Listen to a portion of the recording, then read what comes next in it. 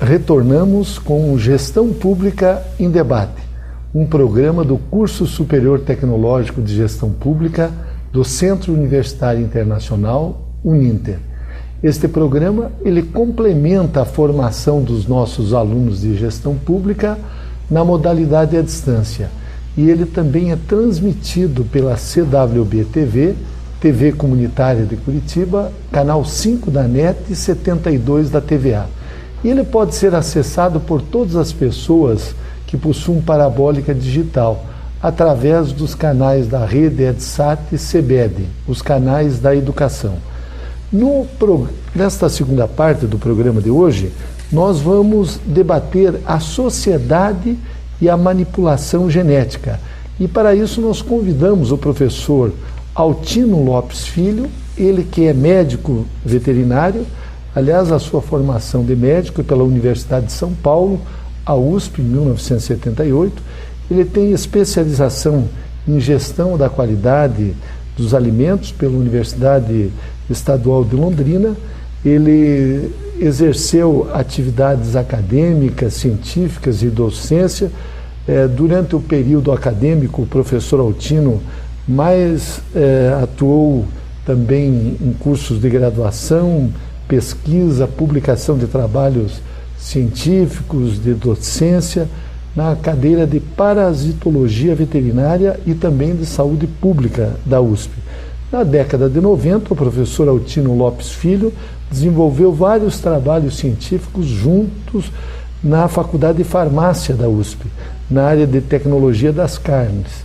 Também, em 1990 até 2000, ele atuou com trabalhos científicos e na área de pesquisa nos cursos da Universidade de Londrina, Universidade Estadual de Londrina, UEL. Atuou vários anos como clínico veterinário em São Paulo e Londrina e também na área de qualidade de alimentos e rastreabilidade bovina, do CISBOV, que é um programa do governo federal. Exato. Também é avaliador externo, auditor do Inmetro, e entre as suas diversas atividades, o professor Altino Lopes Filho, ele é cuteleiro artesanal, mas ele escreveu este livro, O Viajante da Aurora, Manipulações Genéticas e Transgênicos, um caminho de luzes e sombras. Este livro já tem quase 15 anos e, exato, quando ele foi publicado, de autoria de um cientista, de um professor universitário, ele gerou muito debate e muita polêmica. E nós vamos conduzir a nossa entrevista, professor Altino, baseado nesse seu livro. Nós sabemos que alguns anos atrás, depois da saída do seu livro, houve toda uma legislação nacional voltada à questão da biossegurança.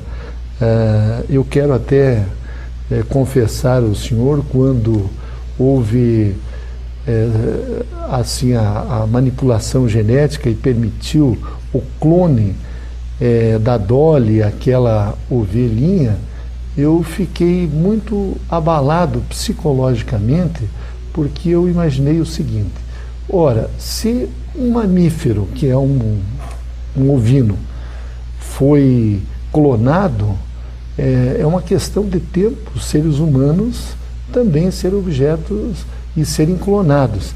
Então aquilo gerou uma angústia muito grande.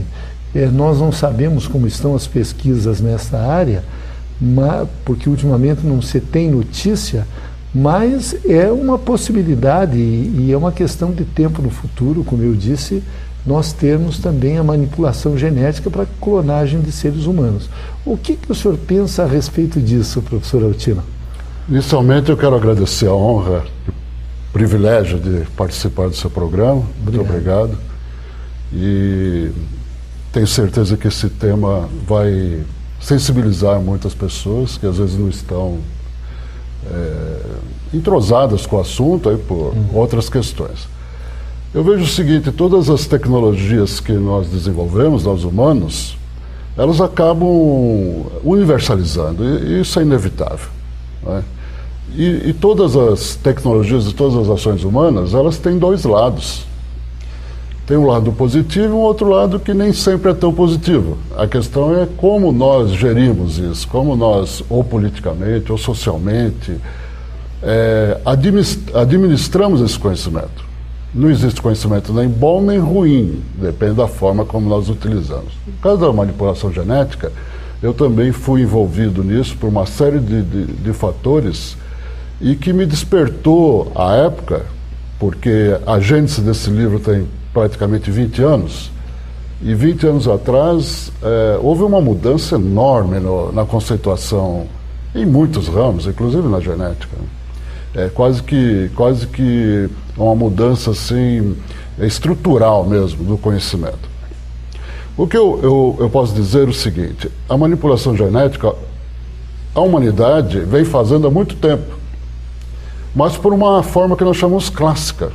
E eu, como médico veterinário, é muito comum para nós esse entendimento, porque fazemos isso nos animais há séculos, né?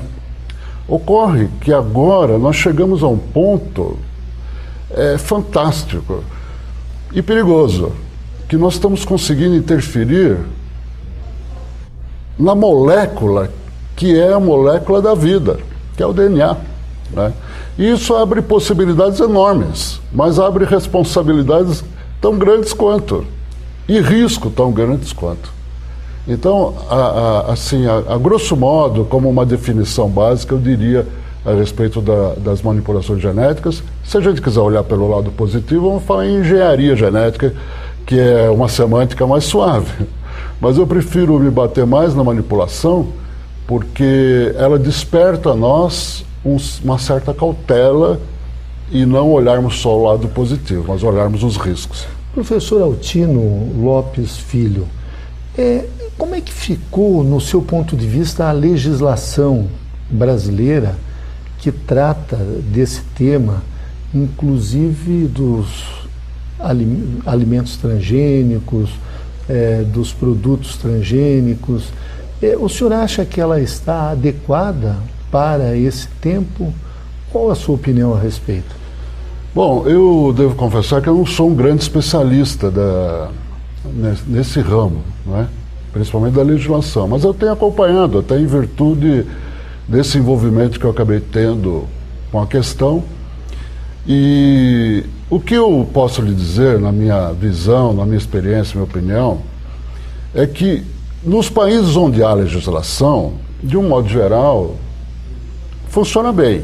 De um modo geral, funciona bem. Existem alguns riscos, mas os países organizados, os países de primeiro mundo, existem limitadores. A questão é o seguinte: a profundidade dessas pesquisas de manipulação genética, em outras instâncias, nós não conhecemos. Por exemplo, laboratórios militares são totalmente secretos. Países onde a legislação é muito delgada, ou não tem legislação. Então eu tenho visto na mídia, alguma mídia internacional, francesa, inglesa, comentando a respeito disso, que muitas instituições, muitos laboratórios migraram laboratórios para esses países, porque eles têm liberdade total. Inclusive eles apresentam coisas que é até difícil acreditar, e estão em jornais com certa credibilidade internacionais, né? Manipulação com seres humanos e etc., né? E manipulações muito profundas, vamos dizer assim. A questão toda que eu me debato é o seguinte: nós ainda não conhecemos o que é vida. Para nós, do ponto de vista científico, vida é fecundação e morte. Mas isso é uma visão extremamente superficial. Os próprios criadores da Dolly, aliás, a Dolly não foi a criação mais interessante. O mais interessante foi a Polly, que é a filha da Dolly, né? Os criadores da Dolly escreveram um livro. Aliás, eles contrataram um escritor e editaram esse livro, que chama-se Dolly, a Segunda Criação. E é muito interessante esse livro. E para mim foi muito interessante porque veio após o que eu tinha escrito E eu concluí que muitas coisas que eu tinha escrito estavam dentro de padrões científicos, não estavam muito fora da realidade que depois veio se mostrar. E eles falam, por exemplo, um detalhe que eu sempre me bato, que eu achei fantástico. Eles dizem lá nesse livro o seguinte: a intelectualidade humana, no estágio que ela está hoje, talvez não seja suficiente para nós conhecermos todos os mecanismos de uma célula animal. Então imagina, nós estamos mexendo numa coisa que para nós ainda é muito obscura. É aprendiz de feitiçaria mesmo o que nós estamos fazendo. Então, se a população, nas próximas gerações, eu diria, principalmente, não começar a tomar pé disso, e não entender isso como uma coisa que pertence só ao mundo acadêmico, pertence só à legislação pública, talvez ocorram muitas situações desagradáveis para a humanidade, em função de nós modificarmos um perfil, talvez do fenômeno mais sofisticado que nós conhecemos, que é a vida, não é? E sem entendê-lo ainda. E, para completar essa ideia, eu diria o seguinte: quando nós alteramos um único gene na estrutura genética de um ser vivo, geralmente não há como voltar, né? E a natureza, ela tem mecanismos que surpreendem a nós. Quando nós achamos que já conhecemos certas coisas, entramos naquela profundidade e descobrimos que tem muito mais coisa à frente. Então, a cautela com esse processo deve ser muito grande. Professor Altino, o senhor escreveu esse livro, e esse livro, O Viajante da Aurora, Manipulações Genéticas de Transgênicos, é um caminho de luzes e sombras. Este livro, ele surgiu de uma condição muito especial, isso até mudou a sua vida. Eu gostaria que o senhor nos relatasse como é que surgiu esse livro e por que o senhor escreveu ele, já que o senhor é um homem de ciência e, pelas condições, aqui não tem muito, digamos assim, daquela ciência tradicional. Tem uma ciência que vai além, digamos, daquilo que nós estamos acostumados a ver. Exatamente. Pois é, eu não estava direcionado para essa questão genética, a não ser nos aspectos da minha profissão. Mas eu nunca trabalhei com, por exemplo, reprodução de bovinos, que é muito comum na medicina veterinária, especificamente, ou reprodução de equinos, etc., ou de aves, suínos, essas coisas. Ocorre o seguinte: eu comecei a ser envolvido com determinados fenômenos que, para mim, eram muito inusitados. Mas eu tenho um perfil de curiosidade intrínseco de pesquisador livre, né? E comecei a querer entender por que isso estava ocorrendo. Não descartei, porque normalmente as pessoas ou elas estão focadas num tipo de crença que dá sustentação a certos paradigmas, etc., ou elas são eminentemente, digamos, científicas, e tudo aquilo que não está dentro dos cânones científicos ou demonstrável nas metodologias científicas, a gente descarta. São duas situações cômodas, mas a natureza, ela não é separada assim. As coisas dependem de integração de conhecimento. Então, em função disso, eu comecei a fazer umas pesquisas e comecei a fazer anotações daqueles fenômenos que eu tinha, né? Que, apesar de, para mim, serem muito inusitados, eram muito reais. E eu comecei a tentar provar que aquilo eram coisas da minha mente. O senhor estava vendo no mundo acástico, ou seja, em uma outra dimensão? Eu hoje interpreto, depois estudando isso, que eu estava tendo uma abdução por algumas inteligências, por projeção da consciência.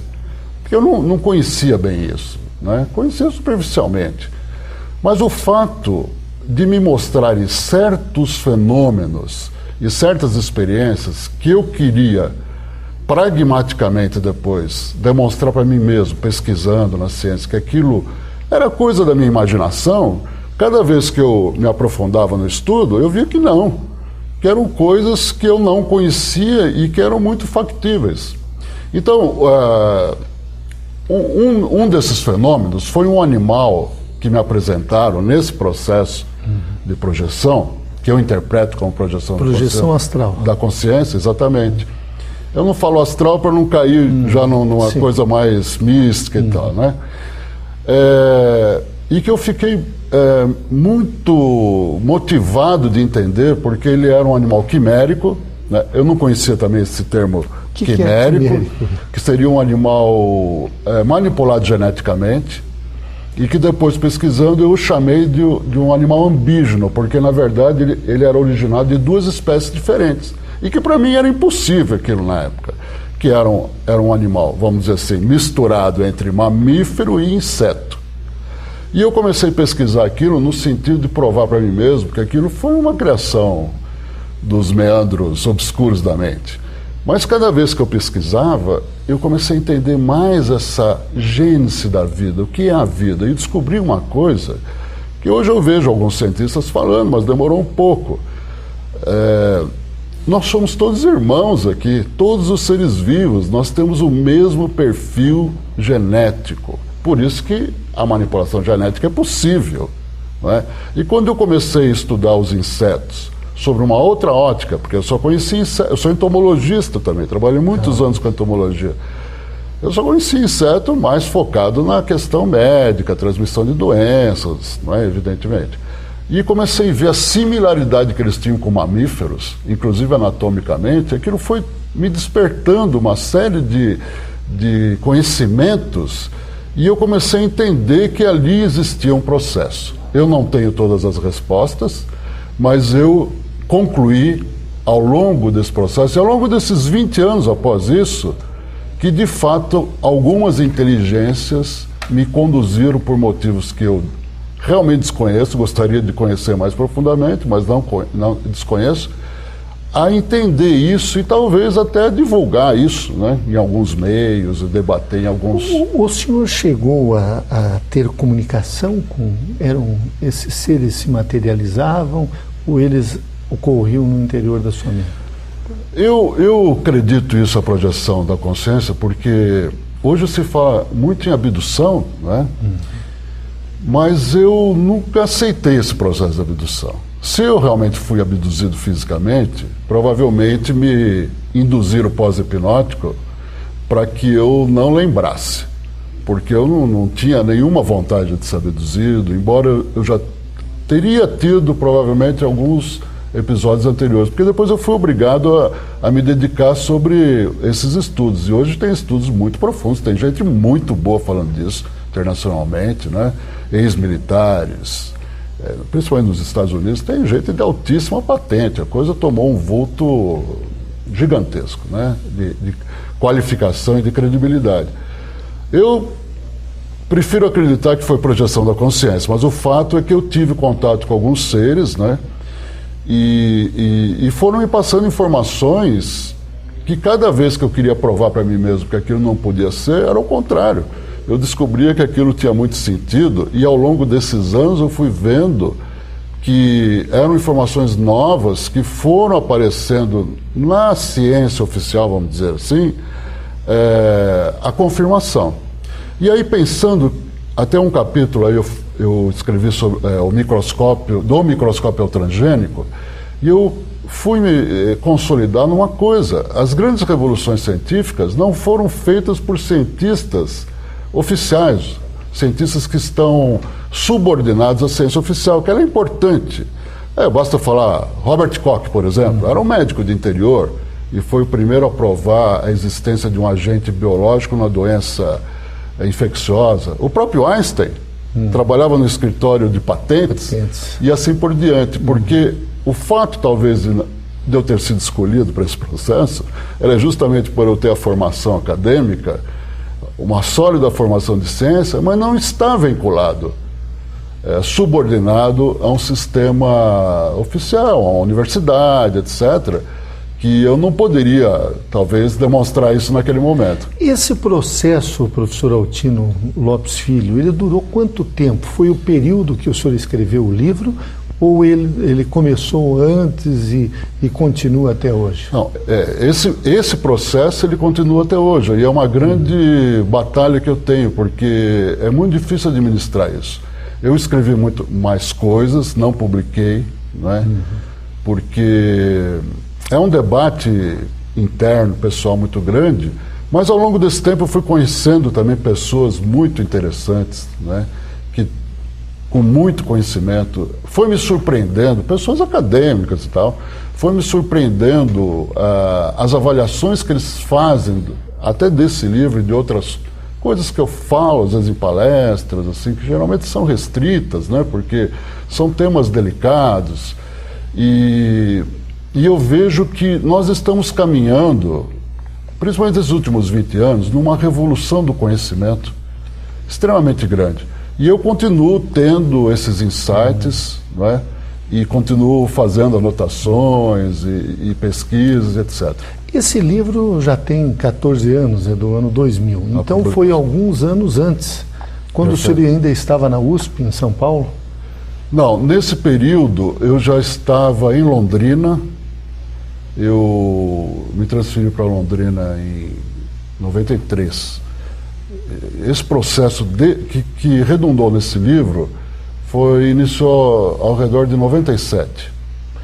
E eu já estava em Londrina. E veio como um turbilhão essas ideias? Não, eram sempre como se fossem sonhos. Depois eu descobri, e tenho trabalhado muito com isso, que sonho e projeção da consciência são situações diferentes, né? Inclusive, projeção da consciência é possível a gente estimular. Aqui mesmo em Curitiba, que eu estou residindo há 2 anos e pouco, nós temos um grupo aí que fizemos várias experiências de projeção da consciência consciente. Por exemplo, colocar um objeto em determinado local que o grupo não sabia qual era o objeto e nós tentarmos descobrir esse objeto. E foi uma experiência muito interessante, porque a maior parte conseguiu chegar bem próximo do que era esse objeto, estava num outro ambiente. Então são mecanismos que eles não são místicos, nada, são mecanismos da nossa mente, que a nossa cultura atualmente está começando a reaceitá-los através de física quântica, essas coisas, e no passado era interpretado por uma outra ótica, mas eles fazem parte de nós. O senhor disse que algumas das questões que o senhor colocou aqui relacionadas aos produtos transgênicos, à manipulação genética, hoje está ocorrendo. Quando o senhor escreveu isso, o senhor que tem uma formação científica, como médico veterinário, pesquisador, o senhor achava que isso era um pouco estranho? Ou seria uma espécie de um exercício de futurologia? Como é que o senhor via naquele momento? Não, achei muito estranho mesmo, porque se falava muito pouco de manipulação genética no sentido que se fala hoje, e transgênico, eu coloquei o termo transgênico, era um termo que quando eu fui fazer a publicação, ele já estava sendo veiculado, utilizado, mas de maneira equivocada, né? E as pessoas fazendo aí campanhas com medo de comer alimento transgênico. Hoje a maior parte das frutas que nós comemos é de origem transgênica. O problema do transgênico não é propriamente o alimento. Um dos problemas é o que a gente pode fazer, e outro problema é a metodologia. Por exemplo, existe uma metodologia que utiliza vírus para carrear transgênio para a célula que nós queremos modificar. Eles chamam cavalo de Troia. Mas isso até, vamos pegar um produto, até na soja? Na soja, no homem, vai ser utilizado para tratamento médico. Usam um tipo de vírus. Existem vírus que os vírus dependem das células para sobreviver, né? Eles não têm metabolismo próprio. Eles têm só a molécula ou de RNA ou de DNA, que é a dupla, né? E eles introduzem essa molécula na célula viva, e a célula viva se perde lá por um determinado mecanismo e começa a produzir as moléculas do vírus, começa a produzir mais vírus. Existem vírus que causam infecções subclínicas que não causam uma doença, mas eles entram e conseguem se reproduzir. Eles domesticam, entre aspas, esses vírus, colocam a transgênese que interessa mudar aquela célula. Na Dolly foi feito isso numa determinada etapa, e esse vírus, ao infectar a célula, ele carreia aquela transgênese, aquele pedaço de proteína modificada, acaba incorporando em algumas células e você cria uma célula ou um animal transgênico. A grosso modo, isso é um dos métodos. Ocorre o seguinte: o pessoal militar já levantou as orelhas, né? Opa, aqui eu posso construir uma arma, por exemplo. O terrorista já pensou nisso também. Eu posso carregar uma doença num vírus, espalhar esse vírus numa população, por exemplo, e causar um problema. Algumas dessas doenças que nós temos aí, por exemplo, alguns tipos de gripes que têm surgido ultimamente, até tem corrido boatos de que tenham sido manipulações genéticas. A própria AIDS já falam que tenha sido uma doença produzida em laboratórios militares. O senhor acredita nisso? Olha, tudo é possível, né? Tudo é possível. É por isso que eu qualifiquei como luz e sombras. Nós temos um lado bastante positivo da perspectiva até de tratamento de doenças, mas tudo pode ser usado por um outro lado. E outra coisa, eu vejo muito se falar na mídia sobre prolongamento da vida.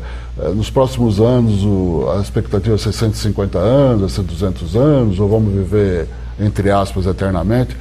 Mas isso muda todo um padrão de vida, de conceito de vida biológica, de bilhões de anos, que nós não conhecemos. E outra coisa, quais são as consequências disso? Então, o que eu quero alertar é o seguinte: é que as pessoas comecem a se interessar por esses assuntos, principalmente as próximas gerações, os jovens, porque isso vai fazer parte da vida das pessoas para o futuro. E vamos ter que ter gente, muita gente qualificada, para melhorar legislações, para, enfim, desenvolver pesquisas, coordenar projetos, pensando na coisa de uma maneira mais ampla, holística, né? Do que simplesmente achar que isso é mais uma tecnologia que veio aí, acabou e tudo vai ser uma maravilha para a humanidade. Professor Altino Lopes Filho, nós estamos concluindo esse programa. Eu gostaria que o senhor nos dissesse como é que as pessoas podem encontrar este livro, O Viajante da Aurora, que é da editora Universalista. Bem, esse livro foi publicado em 2000, eu não reeditei e tem me pedido muito, né? Existem algumas livrarias, eu sei que, por exemplo, na Livraria Cultura em São Paulo existiam exemplares, existem sebos. Uhum. Essa editora, ela foi incorporada por uma outra editora e eu perdi um pouco a rastreabilidade dela, né? Uhum. Mas existe dessa maneira. Eu sei que até sebos aqui em Curitiba tem. Certo.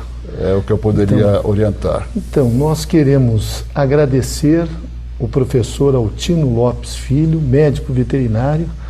Temos ainda muitos temas a abordar. Perfeito. Sobre esse assunto, mas eu não tenho dúvidas, professor Altino, que o senhor contribuiu muito na formação dos nossos alunos. Eu que agradeço. Muito obrigado. Obrigado.